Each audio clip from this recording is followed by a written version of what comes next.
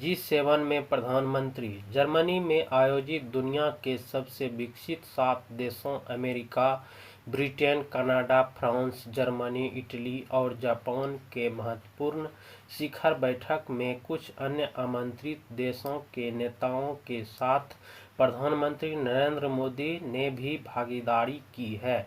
वर्ष 2014 से उन्हें 3 बार इस समूह की बैठक में आमंत्रित किया जा चुका है। यह निश्चित ही वैश्विक समुदाय में भारत के बढ़ते महत्व का परिचायक है।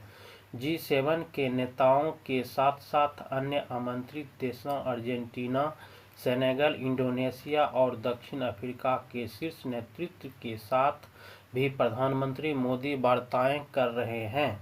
इस बैठक में यूरोपीय संघ, संयुक्त राष्ट्र, विश्व स्वास्थ्य संगठन, विश्व व्यापार संगठन, अंतर्राष्ट्रीय मुद्रा कोष और विश्व बैंक भी हिस्सा ले रहे हैं।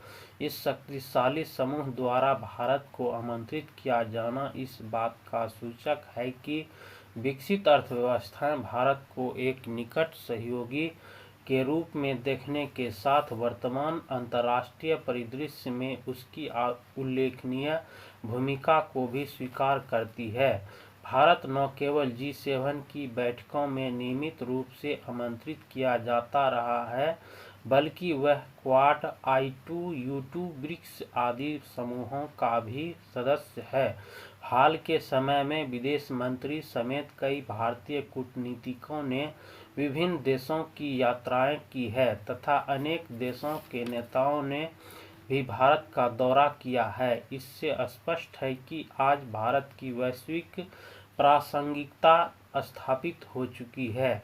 महामारी, आपूर्ति श्रृंखला में अवरोध, वैश्विक अर्थव्यवस्था एवं भू राजनीति में हलचल के इस दौर में भारत अपने राष्ट्रीय हितों तथा वैश्विक शांति एवं स्थिरता के लिए लगातार प्रयासरत है।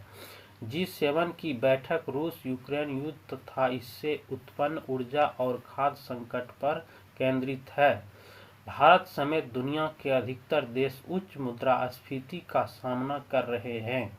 यद्यपि भारत ने रूस के हमले को सही नहीं ठहराया और बातचीत से तनाव खत्म करने की पैरोकारी की, पर पश्चिम देश इससे संतुष्ट नहीं थे। युद्ध के प्रारंभिक दिनों में रूस की निंदा करने और पश्चिम का साथ देने के लिए भारत पर बड़ा दबाव था, पर भारत ने दो टूक शब्दों में कह दिया कि हम अपने राष्ट्रहित और रणनीतिक हितों के अनुरूप चलेंगे। इस आमंत्रण से ऐसा प्रतीत होता है कि G7 के सदस्य देश भारत की समझ से संतुष्ट है। भारत द्वारा अनाज मुहैया करवाने का मुद्दा भी इस आयोजन में बातचीत का एक हिस्सा हो सकता है। बहरहाल यह घरेलू खाद्य सुरक्षा तथा मुद्रास्फीति रोकने से जुड़ा एक तात्कालिक उपाय है।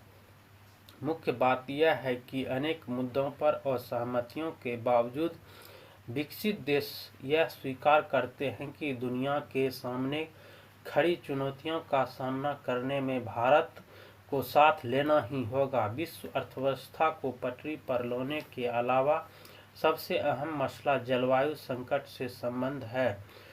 प्रधानमंत्री मोदी ने इस पर भारत के अनुभवों और योजनाओं को बैठक में रखा है। बोधिवृक्ष ध्यान का अर्थ धर्म में लगातार प्रत्यक्षता में अप्रत्यक्षता तलाशता रहता है। इसके लिए किसी चीज से भागना आवश्यक नहीं है, बल्कि अपनी अंतरतम गहराई में तलाश करना है। यह उस स्थिर केंद्र को तलाश रहा है जो इस बवंडर का केंद्र है। यह कोई ऐसी चीज नहीं है जिसे तलाशने के लिए हिमालय पर जाना पड़े, यह आपके अंदर ही समाहित है। उपनिषद आपको निरपेक्ष और सापेक्ष के बीच चयन करने को कहता है, पर किसी भी तरह का चुनाव आपको अधूरा बना देगा और आप पूर्णता को नहीं पा सकेंगे। बिना पूर्णता के कहीं परमानंद नहीं है, कहीं पवित्रता नहीं है। बिना पूर्णता के आप हमेशा थोड़े असंतुलित और बेसुध रहेंगे। जब आप संपूर्ण रहते हैं तो आप स्वस्थ रहते हैं, क्योंकि आप पूर्ण हैं। सापेक्ष का अर्थ है संसार, बदलाव, अद्भुत दुनिया, जबकि निरपेक्ष दुनिया का अर्थ है परिवर्तित सागर का अपरिवर्तित केंद्र। परिवर्तन में अपरिवर्तन तलाशें, यह वही उपस्थित है, बस आपको इसे तलाशने की तकनीक का पता लगाना है, और वह तकनीक है ध्यान करना। ध्यान का अर्थ है खुद को लय में करना। आप शरीर को देख सकते हैं, मन को भी देख सकते हैं। अगर आप आंख बंद करते हैं तो मस्तिष्क की हर गतिविधियों को इसके कार्य के साथ देख सकेंगे। आप देख सकते हैं कि किस प्रकार विचार आ जा रहे हैं, इच्छाएं जाग रही है, यादें तैर रही है और दिमाग की अन्य सारी गतिविधियां हो रही है।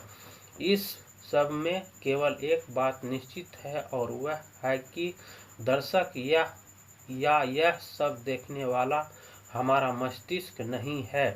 दर्शक अलग है और गवाह अलग।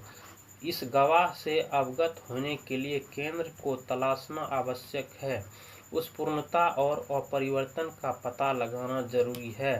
ध्यान कहीं भी किया जा सकता है, क्योंकि प्रश्न गवाह को जानना है।